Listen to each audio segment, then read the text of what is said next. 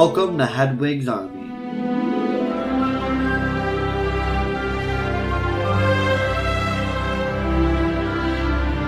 Hosted and produced by Josh Clayton and Trevor Feldner.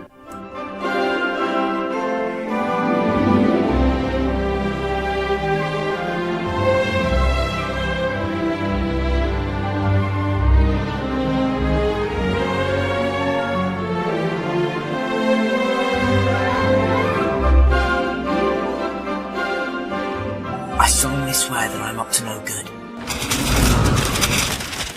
Welcome to Hedwigs Army. I'm Josh. And I'm Trevor. And this week we're going to be going over Chapter 8, The Potions Master. So, Snape plus some others. Well, some others, then Snape. Let's just say that. So it's basically Snape. He's the Potions Master. But before we dive into that, as we do every week, we have to start off the episode with the spoiler alert. This is a Harry Potter reread. So there can and will be spoilers in our topics and discussions. But if you're okay with that, then... Super expect that with me, because I'm all about that. Like, let's connect this and this, and is this way? Is this that way? Yeah, same here. But yeah, you definitely more. So. I go on really I just like looking in deep. He likes looking deep and then connecting it. But anyway, so if you're cool with that, then let's get going. Hope you guys enjoy this because we're just going to bash on Snape almost the whole episode. Now, not to say that... I mean, he's got some interesting things to say. Right, and I know the whole Snape goes good thing and some people like him, but I think everyone that's ever been a Harry Potter fan in their entire life can agree the first time we see Snape, he is the worst human. I don't know if I would say he's the worst. He's just pretty bad. He's a jag.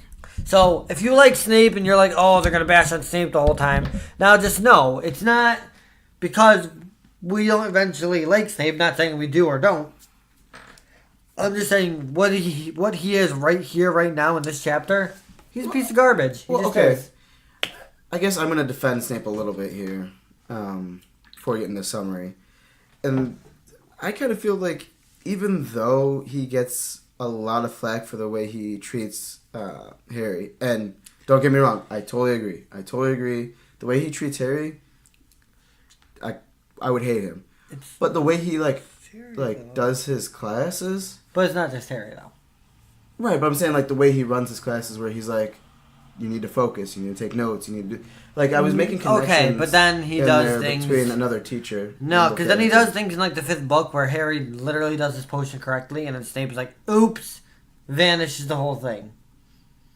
Okay, well, I'm saying, in this first encounter, the way, they describe the teachers, a couple of the teachers have a similar teaching method in the sense that they're very strict on how they want their stuff done. Funnily enough, I actually have a note when we get to Snape that kind of contradicts what you're saying about him being a teacher, a decent teacher, but a terrible human being, but a decent teacher, because I still don't agree with that, and I actually have something that we'll bring up later. Okay. But anyways, before we get to that, we have to get to the chapter summary and the very limited other things that happened in this chapter before that.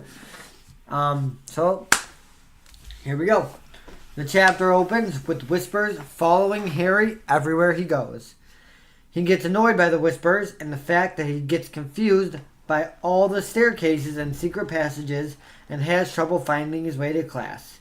Him and Ron end up trying to force their way into the out-of-bounds corridor because they got turned around, and Filch would not believe that they were lost. Harry goes over his classes and teachers.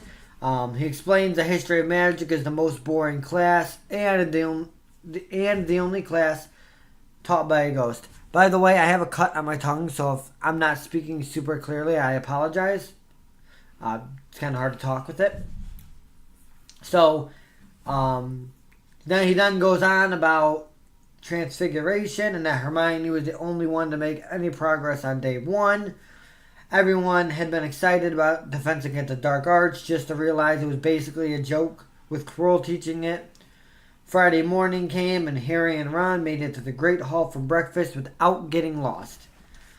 An accomplishment. While there, the morning mail came and Harry actually got a letter from Hagrid inviting him over for tea late that afternoon, which is the first letter he's gotten while at Hogwarts. The first piece of mail. Harry and them head off to potions, and his day takes a turn for the worst. From the moment he read Harry's name during roll call, Snape had started attacking Harry. He randomly called on Harry to ask him a complicated question and took satisfaction in the fact that Harry did not know the answer. He continues berating him through the class and then snaps at Hermione for trying to answer the questions. Harry loses a point for making a smart comment to Snape, and then they begin working on their first potion, which is a potion used to cure boils. Harry loses a point for Neville messed up and ended up covering the whole classroom and himself in the potion, as well as destroying the cauldron he was using and covering the floor in the potion. Snape took another point from Gryffindor for this, blaming Harry for not correcting Neville before he made the mistake. After the class finally ended, Harry and Ron headed over to Hagrid's. Harry told Hagrid about the potions lesson, and Hagrid didn't think Snape hates him. Harry then read the Daily Prophet sitting nearby about the Gringotts break-in that happened on his birthday. The chapter ends with the boys leaving Hagrid's and heading up to the castle. So, basically everything I just read is a bunch of crap. I mean, this chapter is basically it's a really short chapter. Harry explaining his classes and then Snape picking on him the entire chapter. So, let's dive in. The first note I have here, I just wanted to kind of point out that, so first of all, before I get into this, obviously there are new students at Hogwarts and they kind of throw them in. They don't really get an explanation about things. Hence, Harry and Ron get lost a lot. They don't get a map. They don't get any instruction. Yeah. Besides their prefect, but he's got all of the whole Gryffindor house to worry about. He can't just, follow around first years and make sure that they get to their classes okay. So, with that said, it notes here that there are 142 staircases at Hogwarts, wide sweeping ones, narrow rickety ones, some that led somewhere different on a Friday, some with a vanishing step halfway up that you had to remember to jump. Then there were doors that wouldn't open unless you asked politely or tickled them in exactly the right place, and there were doors that rarely weren't doors at all, but just solid walls pretending. So basically, here you go. This might be a stair. This might not be a stair. Which, by the way, a door that's not really a door, it's just a wall. Is it not just a painting of a door on a wall? No. Or a sealed door? It's a wall trying to be a door. Doesn't make sense. But okay. So, yeah, I just wanted to point out, they kind of, although, that right there would worry me already, and they get no instruction, they have to learn on their own. A vanishing step halfway up, they had to remember to jump. If you don't remember to jump it, which we see in the 4th book, you kind of fall into the stair and you're stuck. Right. And, what if your first year, everyone's in class, you're running late and you get stuck? You know what I mean? That'd be pretty freaky, and there's no explanation for it or anything. You just gotta kind of learn it.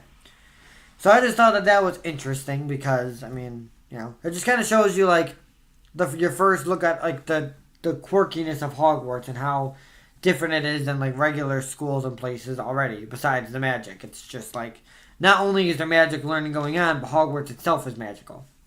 Well, and that's kind of cool, though. The having to get you... it sucks, but I feel like they give you a grace period. I feel like it, like he said, every Friday it changes. Yeah. So I feel like after, week 2 or 3, you should be good. That'd be difficult.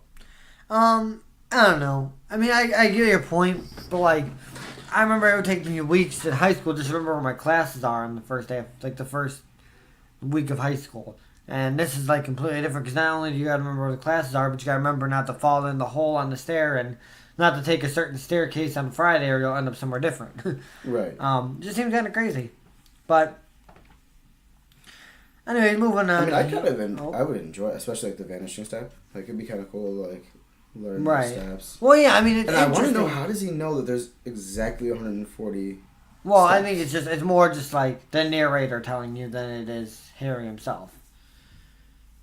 Just kind of like explain how the narrator kind of sometimes explains Hogwarts. Like when he's going over his classes, it's not Harry talking about it; it's the narrator in Harry's head, kind of just like you're listening inside of Harry's head, thinking about all these things. Yeah. But anyway, yeah. So I just thought it was interesting. It just shows, like I said, that school itself is full of is magical. It's not just the students and teachers inside of it. But moving on here, there is on page 132 here.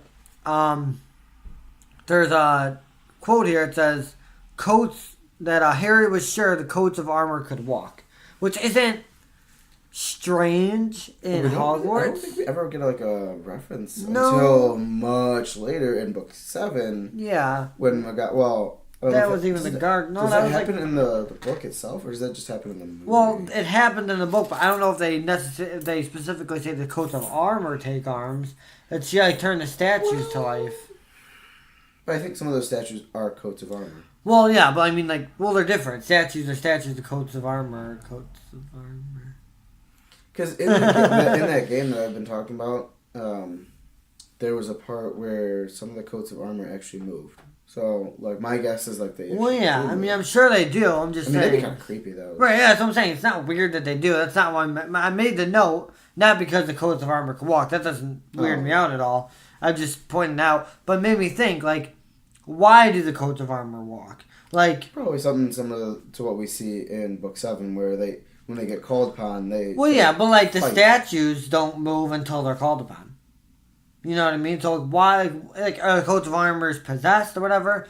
But I have a theory, and I'm like, you don't really see much, like, besides, like, prefects and stuff, you don't really see much, like, security at Hogwarts for, like, Well, because, like, if a prefect runs into a Death Eater, like, what are you really going to do? Really? You're a prefect, you're a 5th year? Maybe a 6th year? Yeah, but, like, kind of the same thing with the statues. But I think those are the... exterior guards, whereas like the coats of armor might be interior guards, so they're always that's my point. That's what I put here. I'm like, okay. It's kind of I'm theorizing, like, are the coats of armor put there and enchanted to move and work as security guards? Like they can detect if there's like they usually don't use them because like how often is security guard? The security guard, just like insurance and other things, you hire with the hope of never having to use them to their full potential. Right. But, like, let's say, like... Although, like McGonagall said, always wanted to do that. Right, yeah. But, like, let's say one of the kids, like, go crazy and start, like, attacking people. Like, maybe the coats of armor are there to kind of stop them and keep them from, contain them and stuff. But it's just there, just because it mentions, like, why, it mentions that he's sure the coats of armor could walk, and that might just be him adapting to the school, but, like, it's such a specific thing, like, why coats of armor walking? Like, what would the significance of that be? If you know anything about J.K. Rowling, it's rare she puts something in here without having some kind of reasoning behind it. Like, something even small, like, oh, yeah, they're using security guards. Yeah, honestly, I think that's how it's supposed to be. That's what I would think, but it was just interesting, I thought. And then later down the page here... They talk about the ghosts and stuff. It talks about Peeves, and it's like, Peeves the poltergeist was worth 2 locked doors and a trick staircase if you met him when you were late for class. And it talks about dumping waste paper baskets and stuff on your head, but... That's probably the greatest line I've read in a while. Now... Worth 2 locked doors and a trick staircase. Yeah, but here's my question, though. Like, I mean... just the way that's phrased is worth 2 locked doors and a trick staircase if you met him when you were late. Like, that tells me, like, that's all things that, like, it almost shows me, like, these kids are asking him for directions and he's sending them the wrong way, would be my guess. But, like, from day one, Peeves started tormenting the first years. Why would you ever, if you're at Hogwarts past a year, past a month, you should know that Peeves is an evil little twerp. Evil. He's a jerk. He's dropping waste paper baskets on people's head. I would say it's pretty evil. I don't know if I'd consider that could kill somebody. How big are these waste baskets, though? Okay. Like Wastebaskets your pull wastebasket- rugs from under your feet, pelt you with bits of chalks, or sneak up behind you invisible and grab your nose and screech, "Gotcha, conk." Come on. That just Fine, sounds like fine. We'll say he's not your high school evil. bully. Fine, we'll say he's not evil, but he's a bad guy. He's a jerk. He's a meanie. He's a meanie. He's a jerk. He's a poltergeist. So why would you ask him for directions? Like, really? Do you really think he's going to help you? Maybe if you threaten him. I don't even think that works. They've tried that. The only one that can do it is Dumbledore and the Bloody Baron. So, but, you know, it was just, again, interesting. Like, why would anybody even ask Peeves for directions? Because, like, again, if you've been at Hogwarts more than a week, you should know that Peeves is literally out to ruin your life. His sole purpose. So moving on a little bit, you know, it talks. Oh, here's something interesting. So here's our first big. Well, we already had one theory, but here's our first big dive into a theory. I would say, well, in this episode, that is, Mrs. Norris. She's an interesting character. Now, if you read the Harry Potter books, you know there's no way that Mrs. Norris is a regular old cat. She's got to be able to communicate with Filch some way. Just there's too much. I mean, cats are pretty between them. Yeah, but like if my cat, I mean, I know Filch. Like, I don't know. I know Filch expects her to lead him to troublemakers, but still, like, without a doubt, the moment Mrs. Norris gets to him, he's literally hightailing it. Like, he knows exactly where he's going, and he takes shortcuts. You know, he takes. Well, maybe she's a fast cat. Maybe, but I don't know. You gotta agree with me. There's something not normal about her. Well, yeah, and I've heard a lot of theories like, oh, is she like kind of like Nagini? Maledictus, which is but what I I think that's been think shot gotta be. down. No, it has not been shot down by J.K. Rowling. I checked it out. The Crookshanks being the Potter's cat was shot down. But I just double checked it before we started the podcast here. There was nothing about Mrs. Norris being shot down about her being Maledictus. It's said that she I think isn't. the Super Carlin brothers, name drop, had an episode where they talked about Mrs. Norris and they talked about like what things have been shot down for theories. But her being Maledictus. Maybe it was a Kneasel or something. I think she's not. That's what they. Yeah, it wasn't straight shot down that she's not an Kneasel, but J.K. Rowling hinted at it when in an interview when she said a fight between Mrs. Norris and Crookshanks would basically whoop her, Mrs. Norris, because the half Kneasel part of her would like help her like overcome Mrs. Norris. So she kind of basically implied like Mrs. Norris is not a Kneasel. By saying that Crookshanks being half Kneasel would dominate her because of that. I feel like she's sad. Like she's just a mean. Well, it says on Pottermore, it says she's a grumpy old cat. But again, she's notorious for making people guess. Yeah. You know, she's not gonna put it right, and that's such a big theory. I think she likes the fact that we theorize, but she never shot it down, which just gives me hope. She never straight up. I've double checked everywhere. She's never straight up shot down that she's Maledictus, and actually, it fits more that she is a Maledictus. Because, first of all, Filch, while he's not the nicest, most caring old man, like he's got to care deeply about the school. But I'm saying caring about people. Well, for Norris.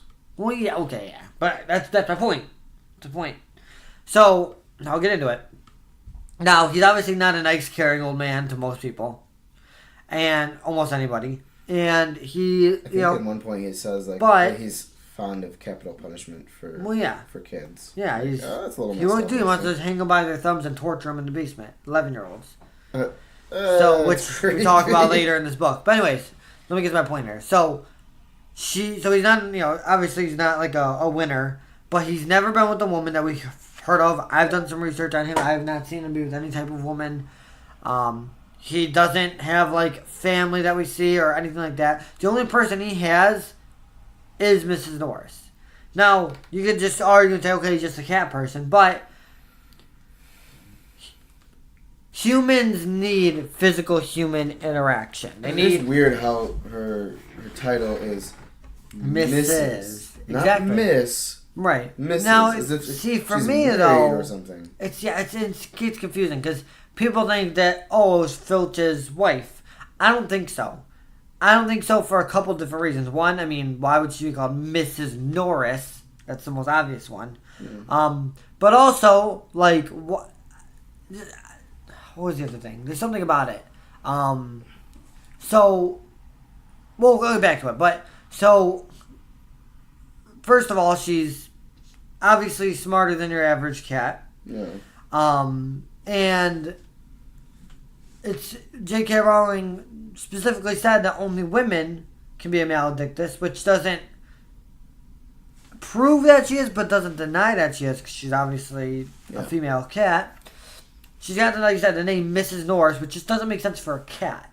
Well, like, when does a cat ever have, like, a surname? Or was it that the right term, surname, or or prefix? I don't know what it's called, like Sir, Madam, Mrs. Your right, family name.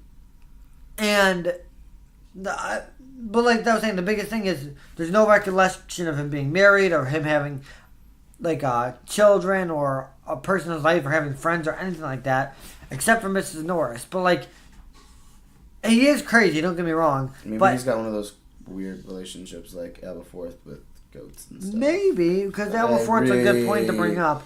But, really hope not, though. But also just the way he cares for her is for her. And I have 2 cats. Don't get me wrong, I love them to death.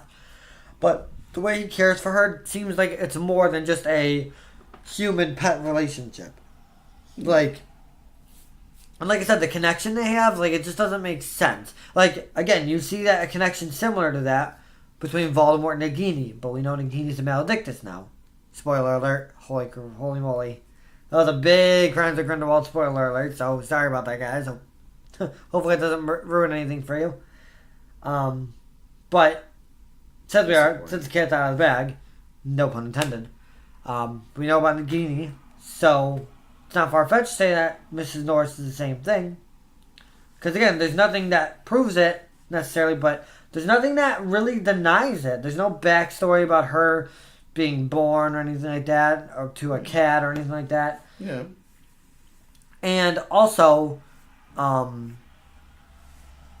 it would kind of explain why Filch, why he would bring her to Hogwarts with him. Like, he's a squib, obviously, so, like, he's not saying he couldn't have a cat, but he did attend Hogwarts. So, like, it would make sense if the wizard brought his pet that he came to Hogwarts with everywhere he went. But to just bring a random cat, that's definitely more than a cat. It's definitely more than a cat. But he's also a squib, so it's not like he can control the cat at all with any magic. Yeah. Anyways, my theory, my quick little take on it, is that Mrs. Norris was a maledictus woman that was married, and maybe she didn't tell her husband that she was maledictus and would turn into a cat, so she disappeared one day, came across Filch, or maybe Filch was a family friend or something that she had said, okay, maybe, okay, I'm picking this up on the spot kind of, because now I'm having better theories. Maybe, here's my theory, here's my overall theory. This is probably 100% wrong, but this is what I'm going with.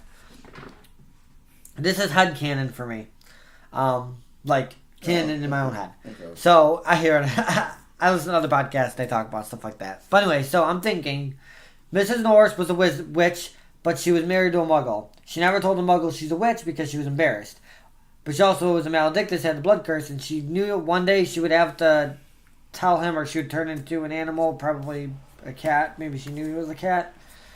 And she couldn't bear to tell him, so maybe they became friends with Filch, or Filch's family somehow, and learned that Filch knew about wizards and magical world, and he was a squib, so he couldn't, ditch her, because, he's not going to go off to the Ministry of Magic to work, or anything like that. Yeah. Ironically, goes off to Hogwarts as I'm saying this.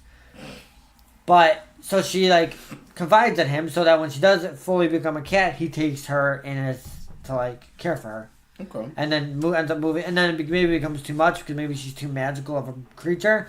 So he ends up writing to Dumbledore and explaining the situation, or not Dumbledore, but whoever the headmaster is at the time. Yeah. And the headmaster brings him in as the caretaker with Mrs. Norris. Now, that's probably 100% false, but that's what I'm going with until we get official word.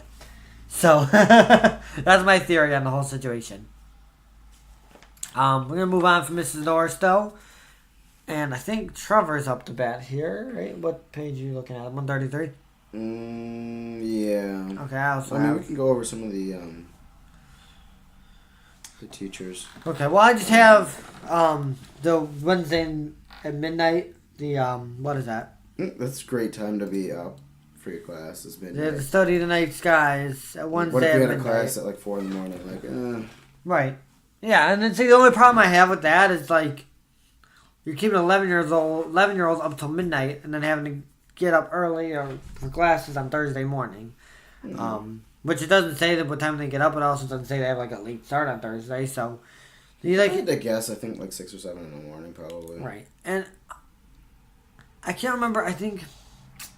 I don't want to name drop the podcast in case I'm wrong, but I was listening to another podcast, and they mentioned, like, well, if they can enchant the entrance hall or the great hall to be bewitched like the night sky, why can't they do the same with magic to make the sky darker at like 10 p.m. as opposed to midnight? Because it's dark at midnight. I mean, I'm assuming they're just waiting for total darkness, like blackness. Like, why isn't there nothing they can do? Like, maybe bewitch the ceiling of the astronomy tower so that they can look through the bewitched ceiling. Well, and that might just be more ancient advanced magic that they don't know how to use anymore. Okay, I see your point. Like, somebody else did the Great Hall and they don't know how they did it. Because a lot of that stuff we don't see anymore. Like, enchanting suits of like multiple suits of armor. Don't know how long that took. I mean, yeah, to be fair though, we don't really come across a situation when it's necessary. But I see your point. But it's just, there's like nothing you can do. Itself doesn't right. Like the magic that's used there to create some of these things seems not to exist anymore. Sure. Which makes me think like. But to be fair though, does it not exist, or is it just not necessary to be done so we don't come across it? Like if if they don't want, if there's reason they can't do the astronomy thing with the where they look in the telescopes or whatever. Well, maybe they're just trying to look at the real thing. Yeah, I mean that makes sense because I just reread it in my head and it says different stars and learn names of different stars. I don't know why you have to the night sky, but it's not the same thing. I get it. I guess you're right. I feel like you'd have to understand what you're creating. Right. Like, you can't just create something without understanding. That makes sense because it changes every night.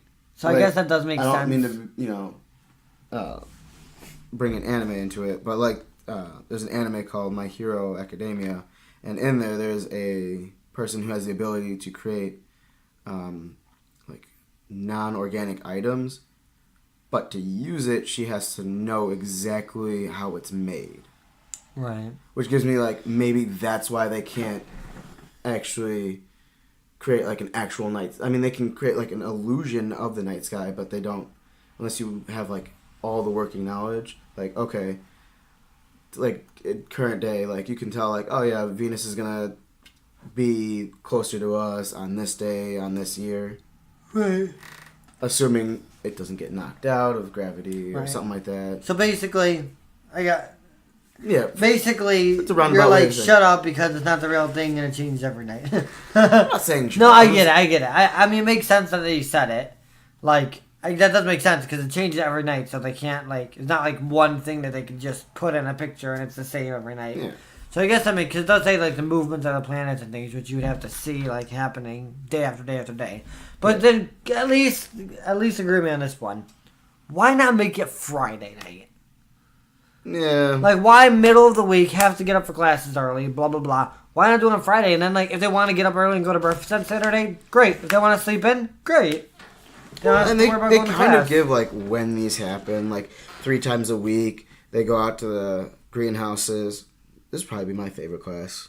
Herbology? That and the astronomy, like, would be probably my favorite classes. I would like charms and transfiguration, I think. I think the only thing I would... Actually, no. I don't know if I would really hate any of the classes. Because, like, history to me is like, potion seems boring. I don't really care to brew I used to potions. create potions when I was a kid. Oh, geez. Those little sets. Like I'd Those mix little like chemistry shampoo. sets? No, like I'd take shampoo and I'd mix it in, Oh, put some that's- other stuff in there. That's just being a strange kid. I just used to that too. Mind you, this was after I just started reading Harry Potter. This is probably why I wanted to start doing. So you're this trying stuff. to be the potions master. But like,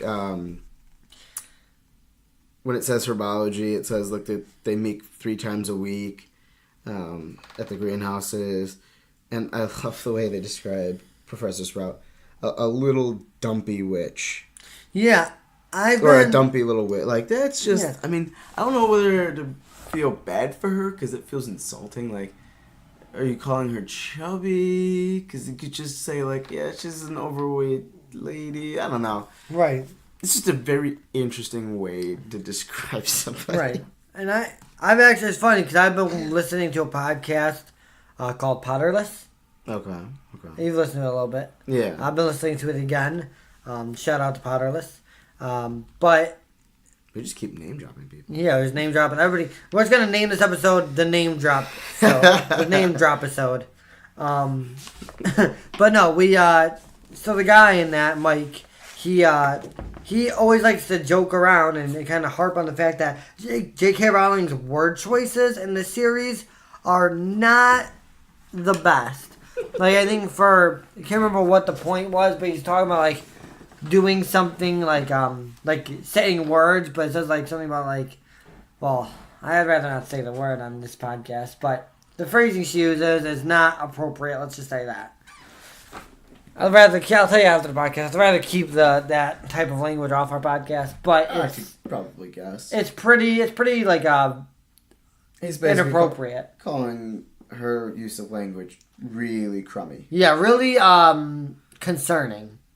We'll say that. Oh, okay. But it's funny too though. It's pretty hilarious. But like that just it's kind of like it just shows like a little dumpy witch. Like I can't imagine what a dumpy witch is. I could not explain what a dumpy witch looked like. A little dumpy witch. See, that's what I think. Like, I think of like dumplings. In the movies, she's like, you know, Right, I think of like got a little potato head dumplings. set. I think of like little dumplings in a soup. Okay. That's what I think of. See, like the history of magic, I wouldn't mind learning. Oh Like, gosh, history, I would definitely be one of the ones to fall asleep. I don't mind it. Like at times it gets boring, but like for the most part, you're like, oh, okay, cool, I'll learn about this. Yeah, I have to agree with you though. The history of magic, if I was Muggle born or raised by Muggles or whatever, like Harry was, That'd be something like to learn. like that would be interesting to learn. Because honestly, it actually like Right. in later books becomes very important for them to remember certain parts Oh, of yeah. history. But like, let's look at it this way. Think about all the crap and the backstories and stuff we learned for Harry Potter, which is a fictional series. Yeah. Like, that's what I'm saying. We learned all that stuff. That's, I mean, I don't want to say meaningless because it means a lot to me. But like in the real world, like you know what I mean. It doesn't really mean anything. But like he's actually in his real world, this all means something because this is where magic came from, and he's learning this. Where But he wants to fall asleep. his birthright came from.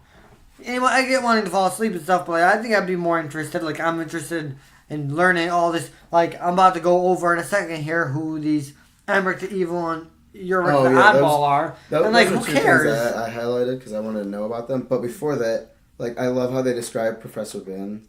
Like Oh yeah. And he's the history of magic teacher. he's very old, right? And then just falls asleep. And then wakes up for like his next class. But his body's his body's like, nah, I'm no good. bueno. But His it's ghost very wakes up, put it interesting. that way.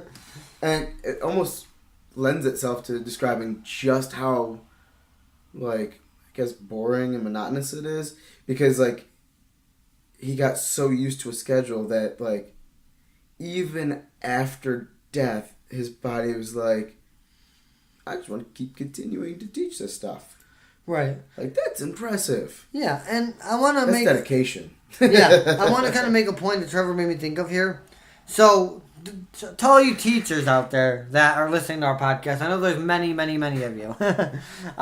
But take this as an example, okay? What's the most boring class at Hogwarts? History of Magic.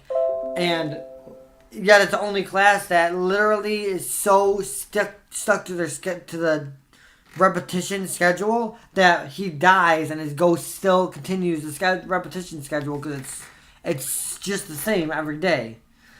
And it's also the most boring class. Also, was he so bored that he died, or was like? Oh gosh, but also look at Defense Against the Dark Arts. They list this as a joke of a class this semester, but then literally third year, fourth year, fifth year, I think. Well, fifth year's trash because of Umbridge, but third year and fourth year really when they get good teachers that are teaching the class, it's the best class. Well, okay.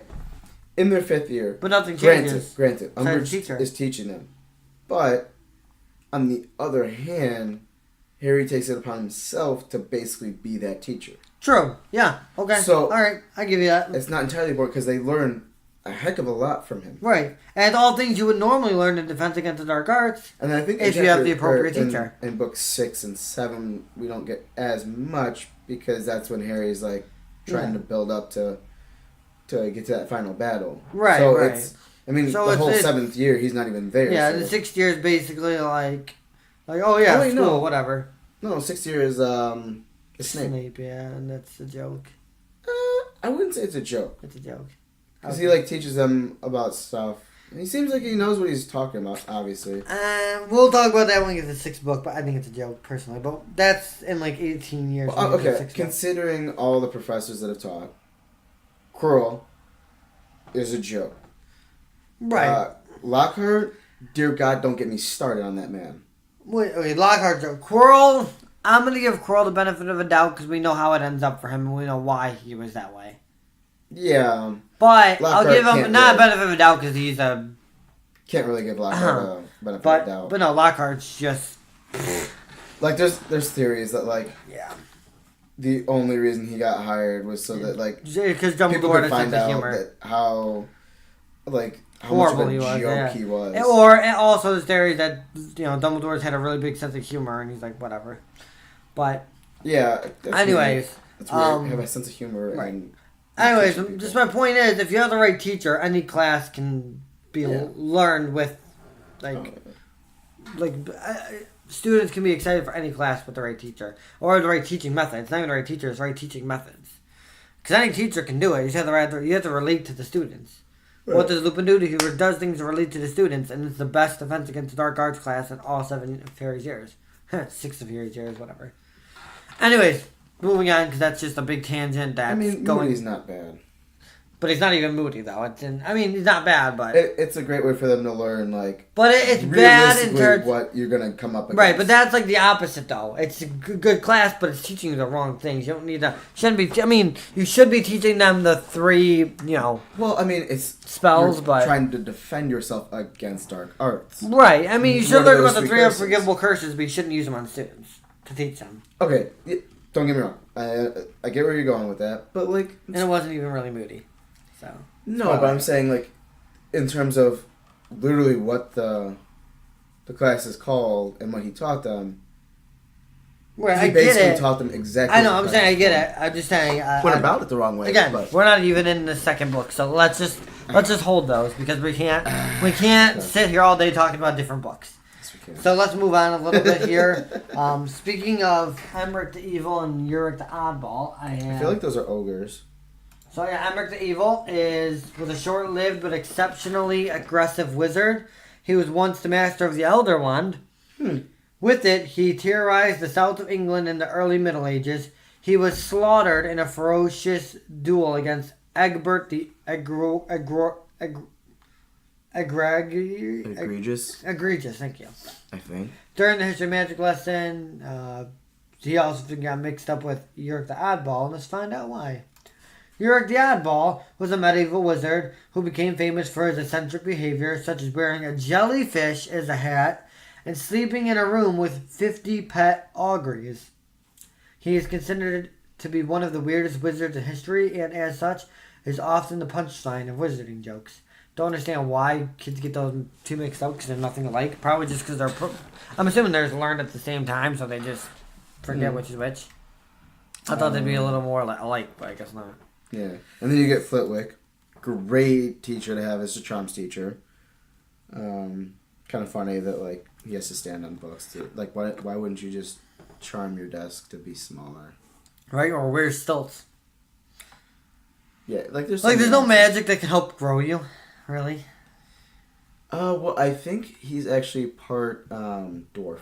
Still, there's no magic to help you grow. Or no, not dwarf. Goblin. He's part goblin. So like he's short. Still no magic to help you grow.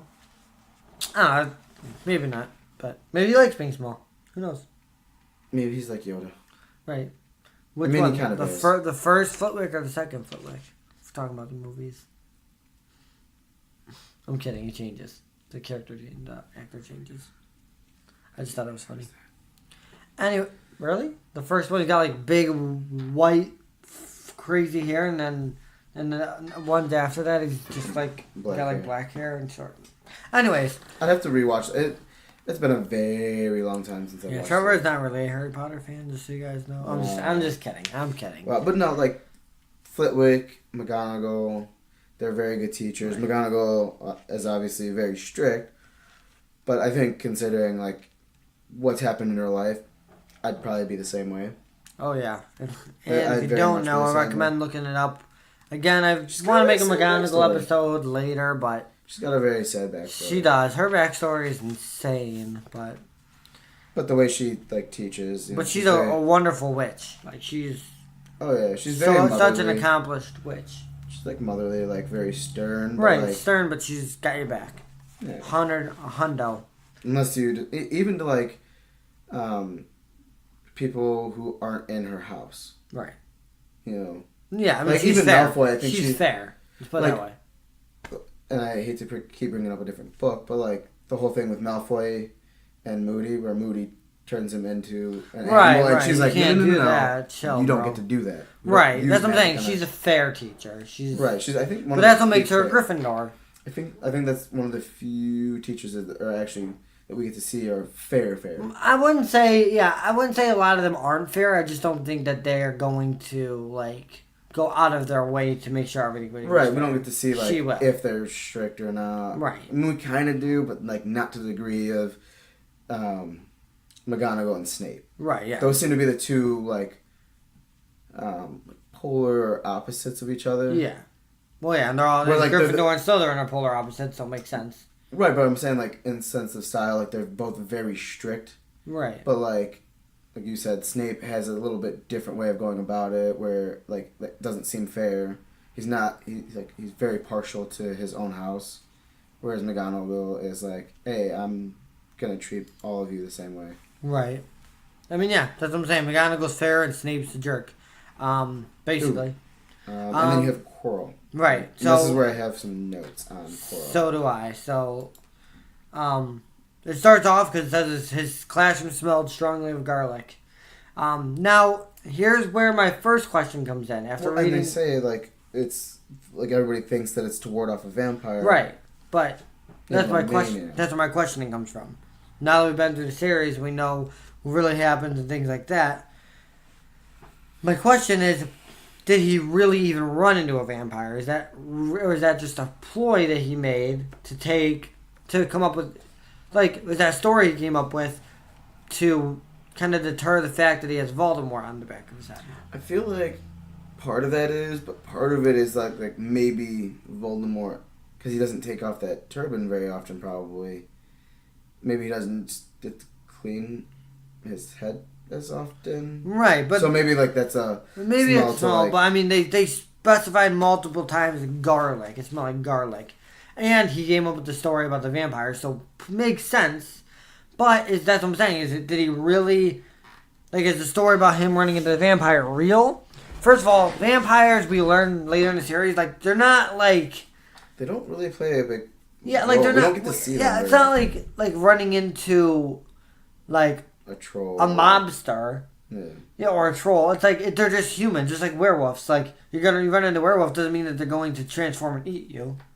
Unless you're friendly. Yeah, I mean, if you got on the wrong... But it doesn't say you got on the wrong side of vampire, it just says he ran into a vampire in Romania. But, like, from what I remember throughout the series, like, vampires aren't necessarily bad because they're vampires. I actually don't think we actually get to see a vampire. We don't, but we hear about them again later in the series. Yeah, but they're, like, kind of like one of those, creatures where it's like other like house elves, but like They're like they're true like elves. You don't like in the sense that, like we think of elves. Like you don't get those reference. Well, yeah, I know, but they're like werewolves. Like just because like if they to a point, because if a werewolf transforms, he loses himself. But I'm sure, like from what I remember, like vampires aren't going to just attack you just because they're vampires and you're a human. Like, but so it doesn't make sense. One, why you'd be that scared of a vampire. Number two, like we know he's working with Voldemort, and at least at the end of the series, or sorry, the end of the book, like it kind of comes out that like he's not really like a skittish. Although to be honest, scaredy cat. It's all a play. Maybe it's a half truth, because we learn later on. Well, yeah. That Voldemort took over the body, like tried to inhabit the bodies of other things. Right. And like drink the blood of certain animals. Right. Which I don't want to ruin. I'll wait till we get to that. Don't tell me you're gonna say that Voldemort's vampire. No, like he's using the fact that like Voldemort was drinking the blood of other things and like trying to eat things, like that it's a half truth in the sense that like he's not quite like so he can like tell himself that. I don't think. I mean, personally, I think like while it's not a horrible idea, I just think there's too much detail into it. I don't think it would be that. I think you might have really ran into a vampire, but I don't think he's really scared about it. Like I said, at the end of the series, at the end of the book, you find out that he's not really all skittish and scaredy as he seems. He was just kind of putting on a ploy to basically make himself not seem like he could be a Death Eater in any way. Yeah. Like nobody and their brother would suspect Quirrell. Except for one person. Except for Snape. But I actually have a theory about that coming up in a second here. But oh, I like the also where he says like he got the turban from an African prince as a thank you for getting rid of a troublesome zombie. Right. And I was like, what again? Zombie? Question mark? Question mark? Yeah. Well, zombies are real, and the thing they talked about them at some point. Well, they like mentioned in Fury. Right, but I think zombies are. I think there's a Lockhart book called something with zombies. I feel like they just don't get like they kind of like vampires. Just like vampires, they're like on the. They stay away. They acknowledge her. She acknowledges they're in the world, but she doesn't touch on them, which is fine for me. Oh hey, yeah, zombies exist. We have enough vampire zombie books and movies and shows. Trolls, unicorns, phoenixes. But also back then, vampires and zombies weren't cool. Giants. Now they are. Now they're mainstream. Back then, vampires and zombies, they weren't that cool. Not like they are today. Yeah. So, anyways, my point is, I think, personally, that it's just a ploy. I think he's using this as an excuse to kind of, like, cover up the fact why he's wearing the turban. Yeah. And why he's, like, skittish and things like that, when really it's just him trying to make himself seem like he's in no way, shape, or form connected to Voldemort. Like, going out of the way to deter himself from being blamed. Sorry. When later, this is my last note on that page. When Harry's like, very relieved that like he wasn't miles behind everybody else because a lot of people came from Muggle families, and they were like him, and I was like, why so many half-bloods? Why so many Muggle-born people? Right. You know, well, because if we're to believe, you know, a lot of the wizarding community is more like the Malfoy family, where they're like... Well, they're not, though. I mean, that's kind of like the whole reason we even have a Voldemort, is because more and more people are becoming non-purebloods, which Voldemort's not even a pureblood anyway. But I think that's the thing, is there's so many more Muggleborns and so many more half-bloods, because people are marrying half-bloods or people are marrying Muggles. Yeah. Because if you're a pureblood and you marry half-blood, your child's a half-blood. Right. So, I mean, think about how many half-bloods there are for sure. Because people just are marrying half-bloods and marrying half-bloods, and then they're half-bloods marrying half-bloods, and then there's purebloods marrying half-bloods. I mean, look at Harry Potter's kids. Ginny was one of the few, her family's one of the few pureblood families left. Harry and Ginny's kids are half-bloods now. So you take a pure blood and Hermione. Right, so you take a pure blood line. Actually, I think, doesn't Fred get with I don't think it says he has a kid. I think he does have a kid named George. Or other way around. George he has is a a kid kid named with Fred. Angelina Jolie. No. who I think is a Wait, is it? pureblood. Is it? Angelica or something like that. Angelina Jolie. No, well, what? Not Jolie. No, what's her name? Angelina. Jones. No. Oh, I have The to black chick, right? Yeah, yeah. In the movie. In the movie. But I can't remember her name now, man. Angelina, though. Right. Jonathan? And I think I don't know. I think she's pureblood. So like, oh, and I think Percy. it's Johnson. Is it Angelina Percy Johnson? marries a pureblood, I think. Does he? Mm-hmm. Oh, wait, either way, though. But my point is, And I mean, George. because they have a million kids, their pure bloodline will go. But if you were to look at it like if it was up to Jenny and Ron, the pure bloodline would end with them. Right. Because just that easy, they've married half-bloods, it's over. That's what I'm saying. That's why I think there's so many more half-bloods than there are pure-bloods. But then again... Which isn't a bad thing. Right, which, I mean, you could which might have restart your pure bloodline by marrying, with 3 generations of pure bloods. Yeah, like have a bunch of kids that are half-blood and then have them kind of meet up with other families that are like now distant relatives, and then like have more pure blood lines kind of thing. Right. Like, yeah, Which like for would be example, sorry, I'm trying to think here. So it's because Lily Potter was Muggle-born. Harry the Half-Blood, Jenny was a Half-Blood, but 3 generations of Half-Blood will restart the pure bloodline. So if Jenny or Lily and James are wizards, which are They're magical. Magical. So they're the first generation. Then Harry and Ginny would be the second generation in the Potter bloodline. If you look at the Potter bloodline, and then his kid, So it's basically Albus Severus marries then that'd be the third generation. So their kids would be purebloods again. If he marries a witch. Hello. Or if his daughter. What if? Yeah. I don't know. What? I won't go into that. What? I feel like it'd be controversial, so I won't. Okay. I'll talk to you after the podcast. Okay. About it. But anyway, so I'm gonna talk about okay. The Chris Child stuff. Huh? Chris Child stuff. Oh yeah, we'll talk about it later then.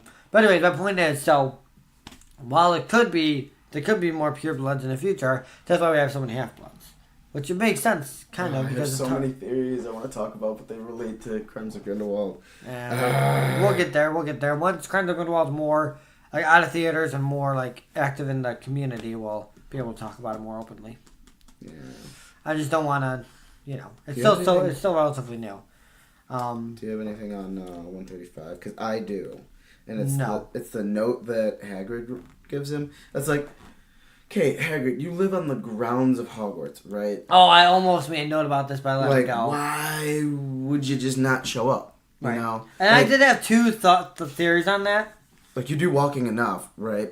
And you're gonna get back to him anyway within I don't know, 20 minutes or something. Right. In 20 minutes, you can walk I did have 2 theories on that. One, while he knows Harry's schedule, maybe he was busy at the time that Harry was out of class. I know you get to Friday noons afternoons off. Right. But I'm saying maybe he thought about that earlier in the morning when Harry was in class, but then when Harry was going to be out of class, maybe he was going to be busy, so he's instead of trying to catch him in the hallway, I'll just send him an owl. Number 2, maybe his thought is, maybe give Hagrid a lot of credit here if this is true. Maybe he's I know Harry probably hasn't gotten any letters, so let me send him a letter so he feels... Okay, Because I can see that. When Harry got that letter, his heart, leapt. He's like, oh my gosh, a letter from me? So... or he could just be lazy. Even if he is, I get where you're coming from. Could just be lazy. Maybe he's thinking of him because he has been thinking about him. Right, which is why I kind of let it go because I'm I don't want to harp on Hagrid because there could be good intentions. Harp so much, no, I know. I'm just saying there could be good intentions or it could just be lazy. It's just bro, yeah, you're in the castle all the time. You can't walk. Yeah, and he's in the castle all the time, or not near the castle at least. But again, Hedwig's too, trying to find out where Harry is could be a hassle. You know what I mean? Good point. Like, if he's in the hallway and there's so many students and there's a million staircases that deter you from getting to him. Well, and it seems like this was like a breakfast thing, so it's like, okay, breakfast, you know, and everybody seems to eat breakfast around the same time, so it's like, okay, cool. My question, well, I mean, what happens if you show up late to breakfast?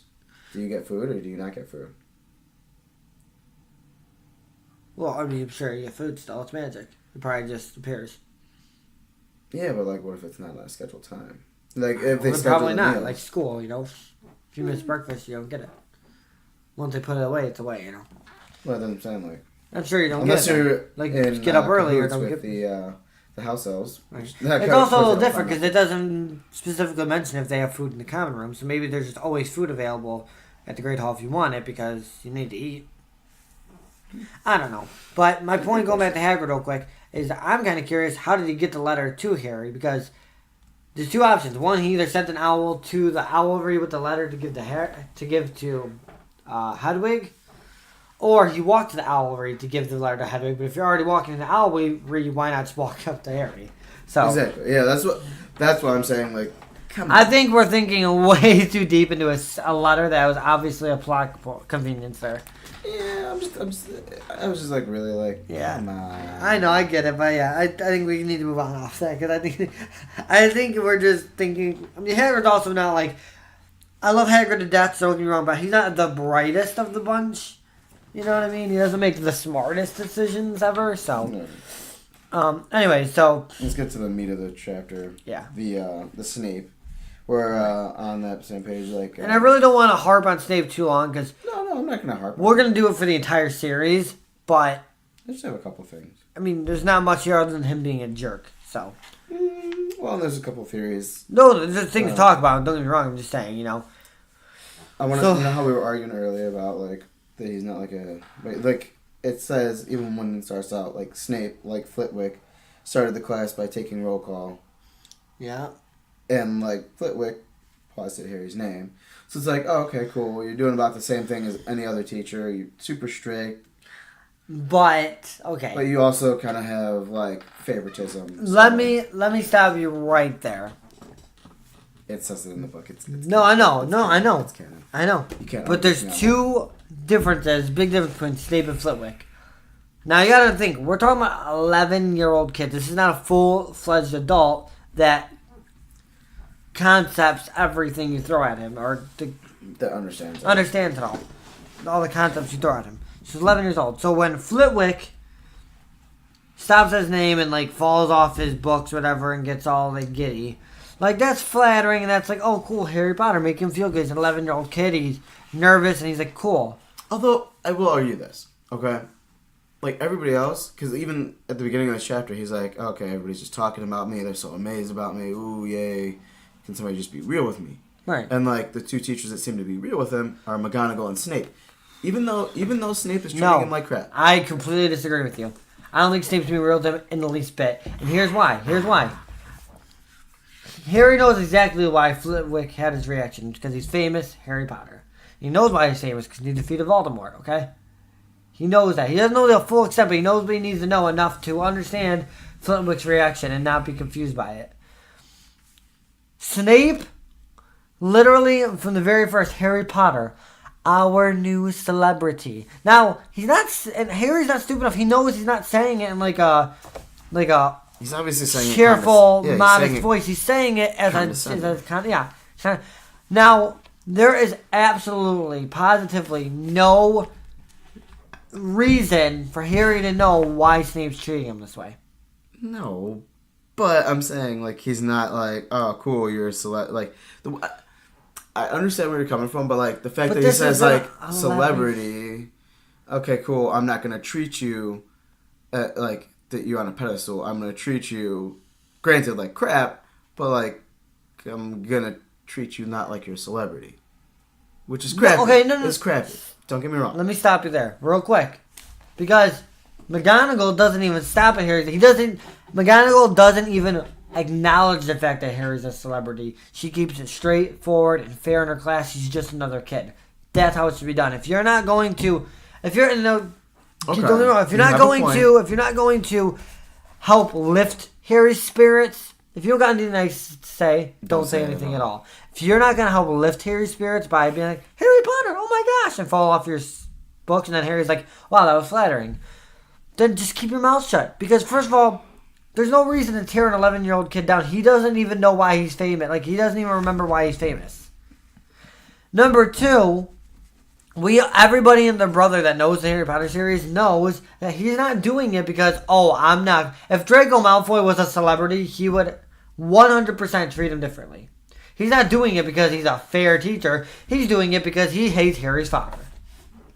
Which is not fair on day one to tear Harry down for this because he's done nothing to Snape. Okay. Nothing. Okay. Shouldn't have to pay for the crimes of your father. Okay. I understand. And I get where you're coming from. Don't get me wrong, I do. But, like, you have to, I mean, you can defend Snape later in the book. You can't defend Snape on the first interaction. You can't do it. Because, why? Because later, Harry knows why Snape doesn't like him, so Harry can defend himself. Right now, Harry cannot defend himself because he has no idea why Snape's treating him this way. So Snape has no... Just, if you can't say anything nice, don't say anything What would I get if I added powdered root of apostle asphodel to an infusion of wormwood? That proves my point further. What would you get? You would get something about being bitter about Lily's death. Which is, I bitterly regret Lily's death, is basically what he's saying. In that. Because, what is it?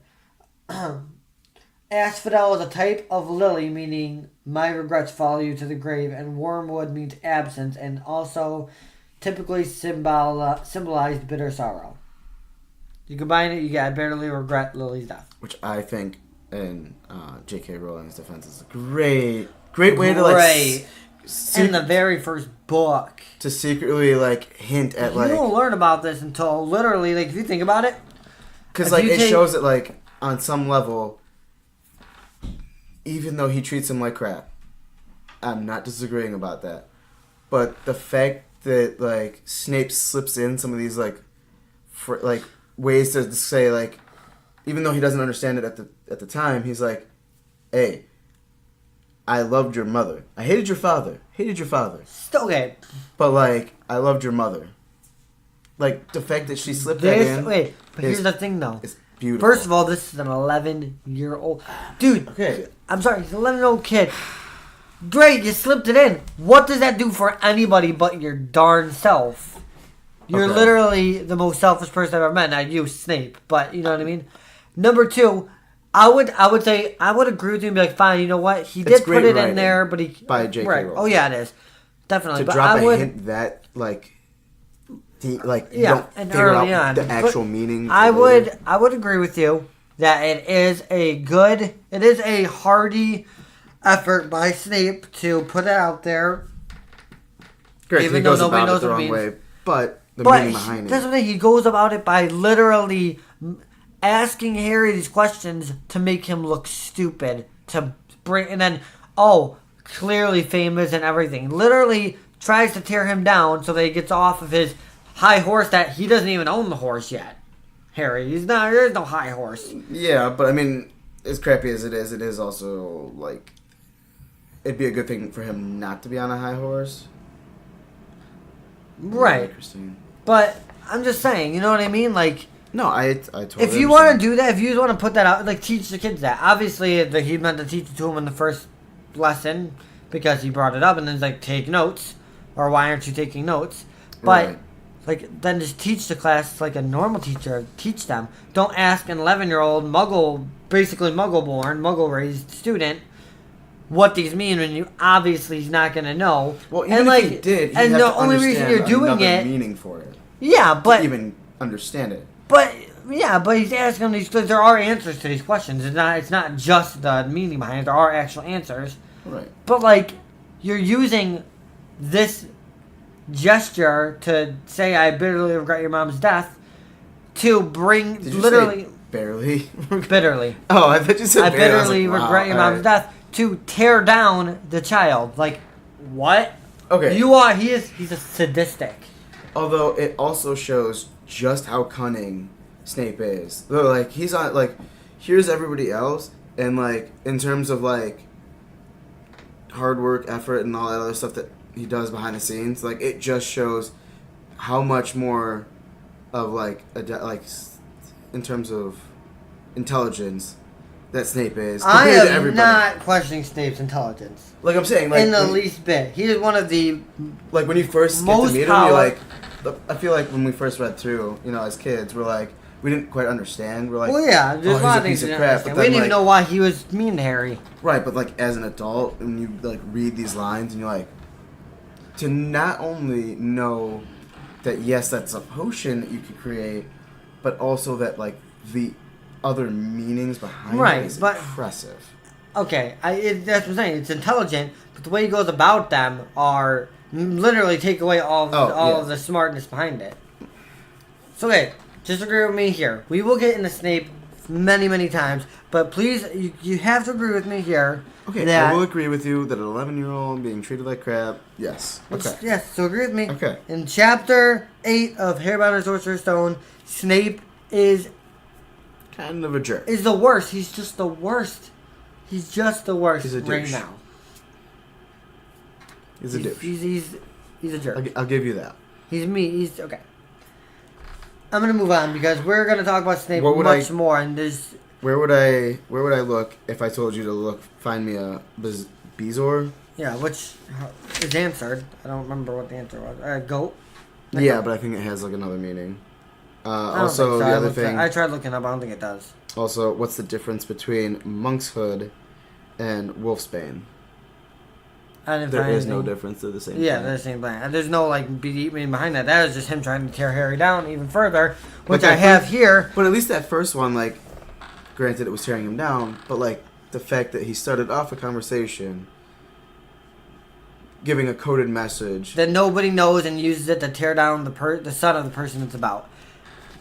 He's literally the definition of a sadistic piece of work. And I literally wrote here in my notes. Like, it's sad. He's literally gets satisfaction for knowing more than an 11-year-old that grew up with muggles and didn't even know he was a wizard until a few months prior. Oh, okay. Great for you. Good job, Snape. You're so smart. You beat an 11-year-old muggle-born, Okay. basically. Actually, Muggle race. now that I'm looking at this, that first one, the Asphodel and Wormwood, makes a sleeping potion so powerful it is known as the Draught of Living Death.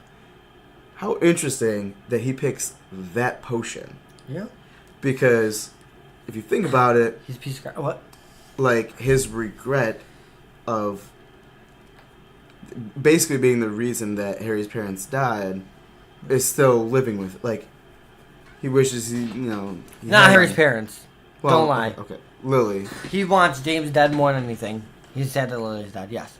Okay, Right, like so that then... his regret is like still living on. Right. Like, So, interesting. let's push forward a little bit, but let's just get this out in the air.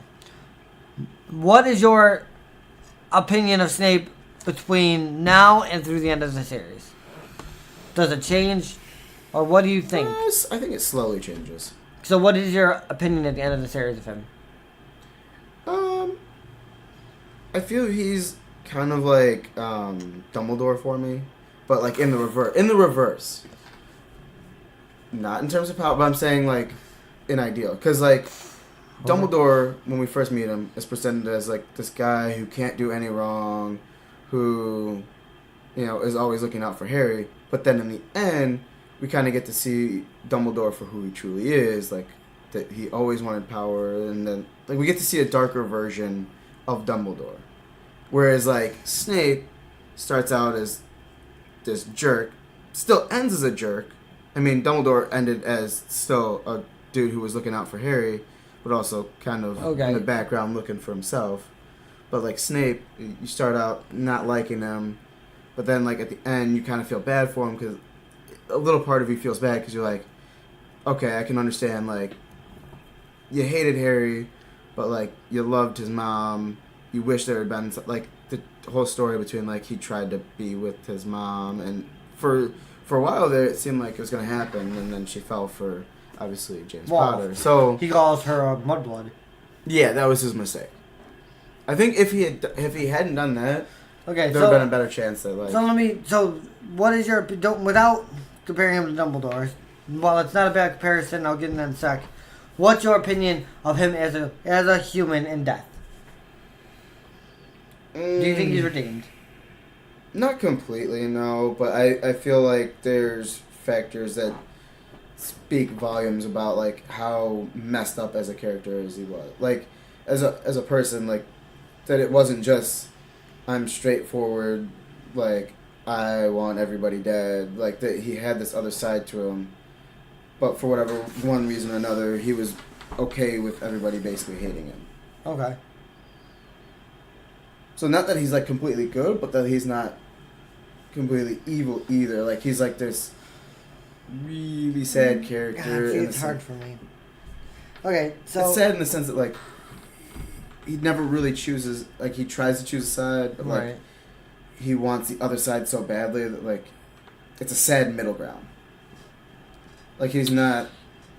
Like he's fighting for Dumbledore and trying to abide by Dumbledore in that sense, but like that he also one decision separates him from being on the side of the good side, or going to be probably the greatest Death Eater, if not to replace Voldemort as probably a wizard, a dark wizard. Okay. Who has no equal. Okay. You disagree with me? Not entirely, but I have to. So wait, here's my opinion of Snape. First of all, I don't think he's redeemed in even a little bit. Like, okay, here's the thing. I'm not saying I hate Snape in death. I think Snape died for a noble cause, and I think Snape made the right decisions. I don't think he's redeemed though. I think the biggest reason is because, first of all, I guess I wouldn't consider it redeemed. Hang on. I'd consider it more like you get to see a different side of Snape just before he dies. I still don't agree. But let me explain why. Okay. First of all, when you compare him to Dumbledore, here's things. I made a face, but let me correct myself, my own thinking here. I would say they are similar in some ways. I would say the biggest thing that differentiates them is Dumbledore, while he did meddle on the dark earth side younger, he saw actions force him to see wrong. Force him to see his wrong of it, and he changed. Now I still think that he does make selfish decisions, but I don't want to say selfish decisions. I would say that he makes decisions for the greater good. I don't think he ever leaves that mindset. I think it just changes, which I don't know if it's the worst look at things or the best. I mean, because the biggest thing that people have against him is that he, in Snape's words, raised Harry for slaughter.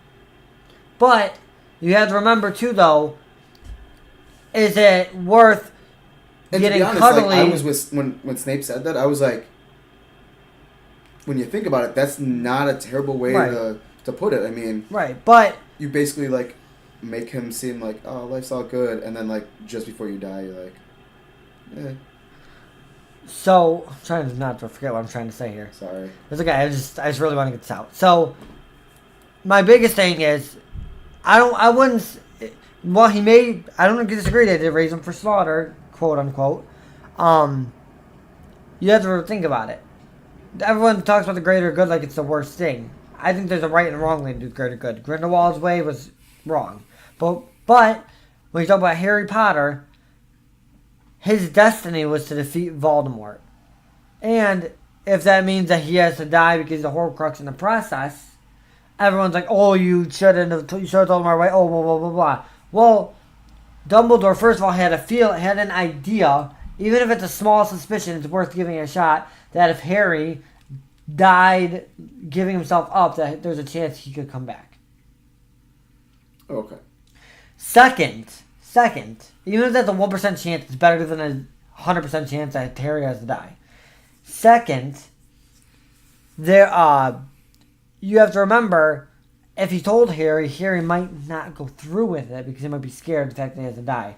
Now, I'm not saying that makes it right, but it's either use the 1% chance that Harry might not die and not tell Harry so he doesn't run away and use Harry to defeat Voldemort, or let Harry, tell him and let him make his own decisions and possibly lose his help and then risk Voldemort never being defeated and hundreds and thousands of wizards dying. And possibly the wizarding community as a whole being wiped out. if Voldemort fails in his mission. So that's the thing. It's not just now when you look at Snape's only motivation for doing anything that's not being a Death Eater is because of his feelings towards Lily. Literally, the most selfish decisions. The only reason he did it was he doesn't care about people dying. He doesn't care about Dumbledore. Doesn't care about Harry. The only reason he did it was because his feelings of Lily, himself, his selfishness to hate Voldemort for killing her, and his selfishness to redeem himself in her eyes. I guess So hopefully people don't nail me to cross for it. But is it not also even just a little bit selfish for Dumbledore to be like, hey, I'm gonna sacrifice one person for a bunch of people? It is. That's what I'm saying. I think it is selfish. But the difference I'm saying is his selfishness is somebody's got to take it. Somebody's got to do it. Somebody's got to be selfish. Somebody's got to take the blow for it. So, Yeah. but it's for the greater good. It's for it's for wizardkind. Without Harry, See, I hate that phrase. I get it. But without Harry defeating Voldemort never gets defeated. Possibly because it's in the prophecy. Yeah. If you take the prophecy word for word, Harry's the only one that can defeat him. If Harry doesn't defeat him, hundreds and thousands, or even the whole Muggle or whole wizarding race can be destroyed by Voldemort's actions. Or you take the risk of one kid possibly dying to defeat him. And that's why... Which Harry lives through it all. Right. But, when we did the, who's on top of our list as favorite characters, that's kind of why I listed Dumbledore and Snape basically back to back. Just because, those are the two characters who I feel like a lot of people don't fully understand. They understand, but, I feel like when you, look back at it, it kind of shows that they're similar in a lot of ways. They're both wanting power, and they're both very, very strong individuals.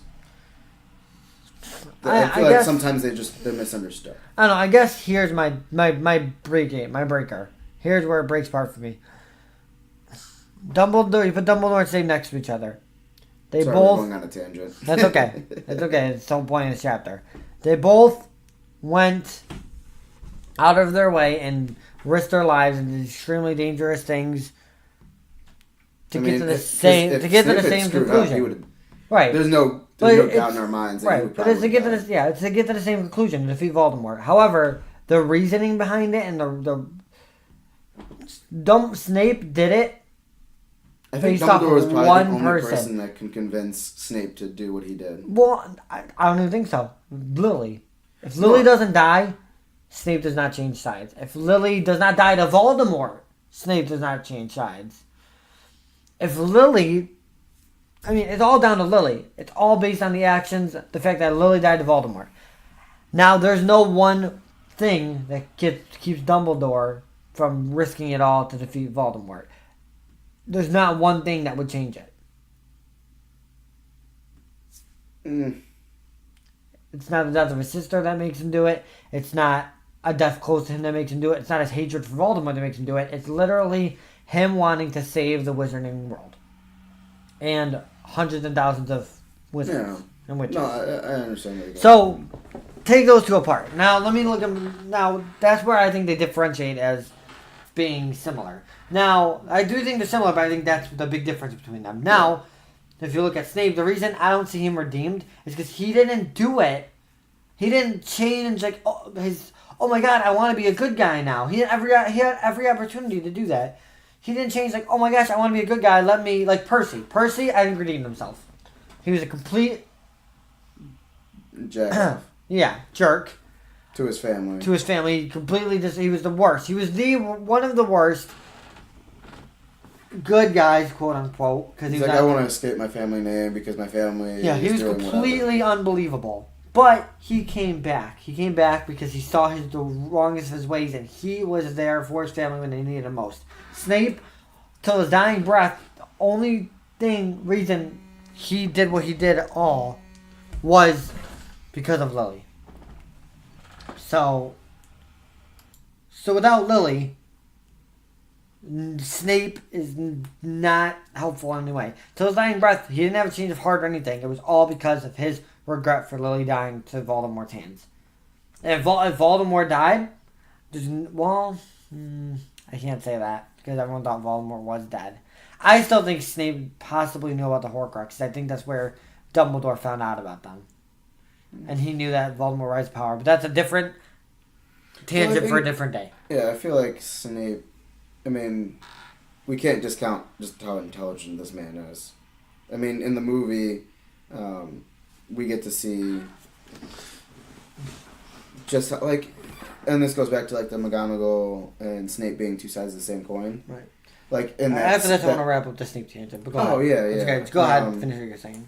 How they... When they're dueling, like, neither one of them looks like they want to be dueling. Like, they hold each other in, like, super highest... Even though they disagree, like, it seems like McGonagall doesn't want to fight Snape. And on the same token, Snape doesn't want to fight McGonagall. Okay. But... And, like, where, like, doesn't look like either one of them is... Like, Snape doesn't attack McGonagall ever. Only defends. And then McGonagall never really goes for, like, a killing blow. Like, I feel like they both kind of just came to a... Like, they're like, okay, yeah, I respect you, but you can't stay here.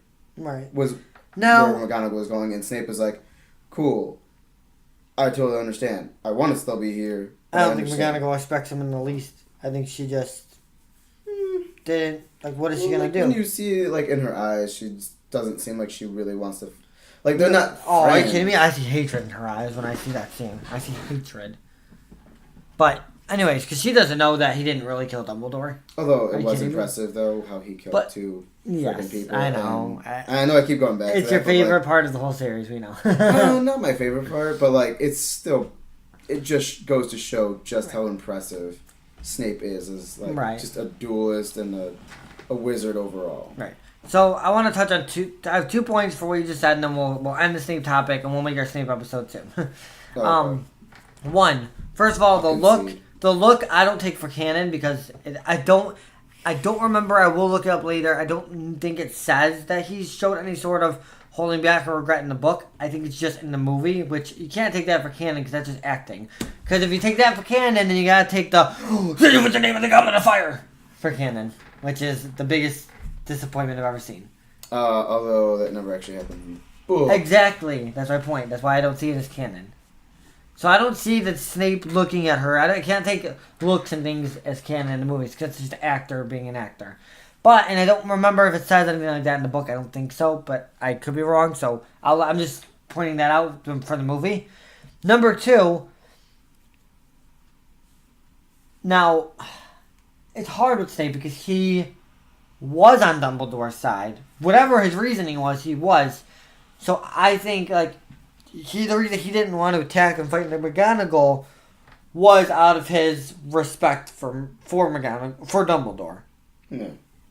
Like he respected and just Dumbledore because, even in death. right? Like And just because it's a weird situation because he killed Dumbledore and everyone thinks he's a murderer for murdered Dumbledore. He's like but he didn't. I think he does have some respect for the teacher. He's a Sasuke. Okay, he's Sasuke. I don't really get that 100%, but I know it's Naruto. I just don't. Somebody willing to basically take all the hatred that people throw his way. Now, don't get me wrong. I'm not saying I don't think he has any respect for the teachers and things like that. I just still think he's a garbage human being, but I don't think he redeemed himself. But I do think that he does have redeeming qualities. I just don't think he fully redeemed himself. I would say in the end he was. I would say in the end he does count as a hero in my eyes. I just think he's one of those heroes that are heroes by accident. Because he's a hero based on a decision he made based on his action that occurred, not because he's an actual good person. It's all selfish. Anyways, I would love to see him as like a dark wizard, though. Oh yeah, I do want. I really want to see Snape's Death man. Eater days. That like, just from what we get from when he's blocking McGonagall's blast, like, he's powerful. How smart we know this man is. He was super powerful. He made his own spells. Like the man is, I feel like second only to Grindelwald and Voldemort in terms of just raw power, like knowledge of like the dark arts and how to use them to your advantage. yeah, it's hard. Unassisted flight. He's super powerful. Unassisted flight. Only him and Voldemort know. Okay, we need to say something for our Snape episode because God. we're literally talking everything Snape right now. But which is it's a whole Snape episode, but we'll get back to that. But let's wrap up the chapter here. So at the very end, yes. it talks about they're at Hagrid's and they talk. Wait, there's something before this. Are you talking about the vault? Yes. Okay, he talks about the vault being broken into on Harry's birthday. You read the Day of the Prophet, which talks about the vault being broken into on Harry's birthday. So I see you have a couple notes. Let me go through mine real quick, and then we can get mine yours. was just mostly about like where Harry asks about why does Snape seem to hate me or whatever. Oh. And Hagrid's like, no, he doesn't really hate you. And I'm like, I think Hagrid knows more than he lets on. Right. That he probably knows. But, that, again, nobody... Again, this is an 11-year-old kid. Nobody wants to be like, yeah, your teacher hated your dad. Because he's not going to understand it. But they were enemies. Oh, and then you get the name drop with Charlie. Oh, yeah, Charlie Weasley. Which is kind of cool. Who's not in the movies, which is super upsetting. I think you get to see him, but like only in like a picture. You don't actually get to see He's not him. even in the picture, bro. For not Egypt. even in the picture.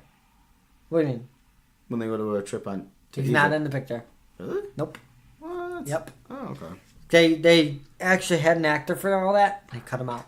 He's not in the picture. I'm going to pull it up after we get out of here just to show you, because I looked it up. But no, yeah, it's sad. So, on my note... I'm pretty sure you have like the same notes as me for the Green Guts thing. Well, my note is as I was reading it through this time, I realized that Snape probably found out that Quirrell was working with Voldemort. Or, sorry, Snape probably knew that the vault was going to be ransacked because of his death. Maybe he found out through the Death Eater network. Yeah. Which also helped him realize that Quirrell's working with Voldemort somehow.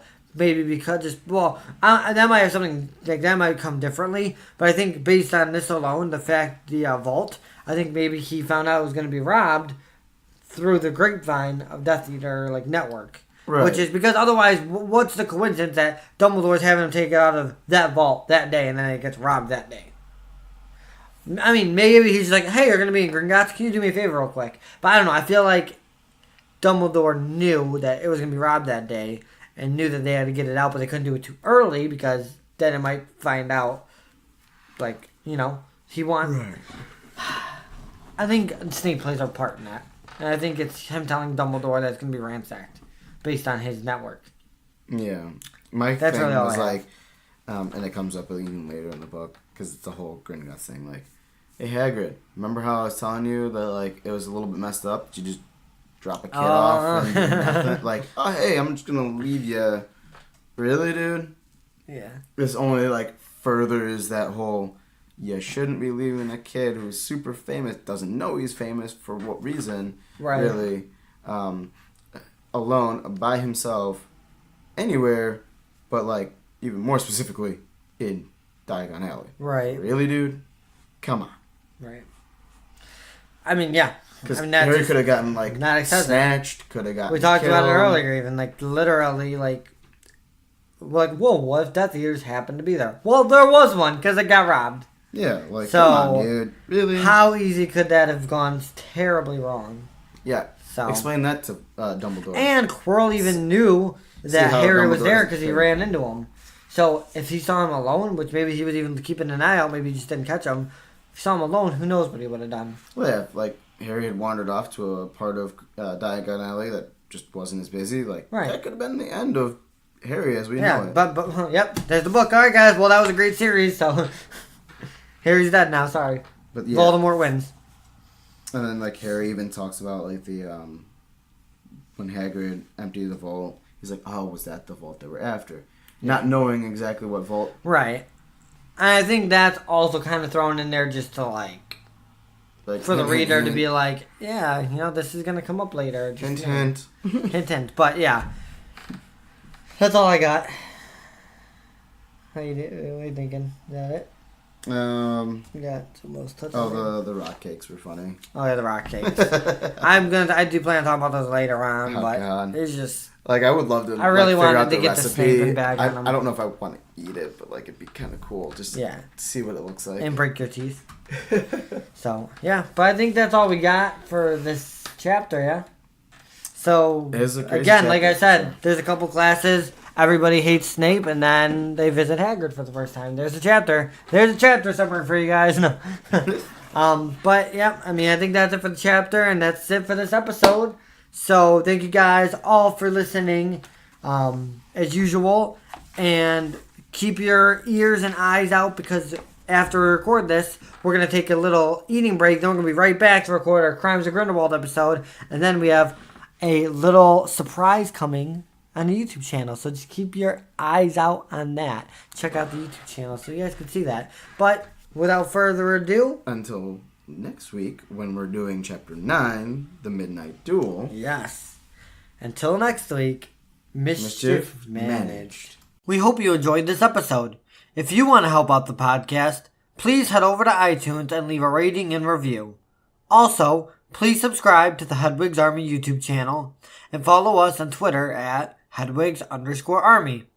If you would like to contact us, you can email us at hedwigsarmypodcast@yahoo.com or visit www.hedwigsarmy.com and head over to the contact tab. Thank you for listening to this week's episode of Hedwigs Army. Every great wizard in history has started out as nothing more than what we are now, students. If they can do it, why not us?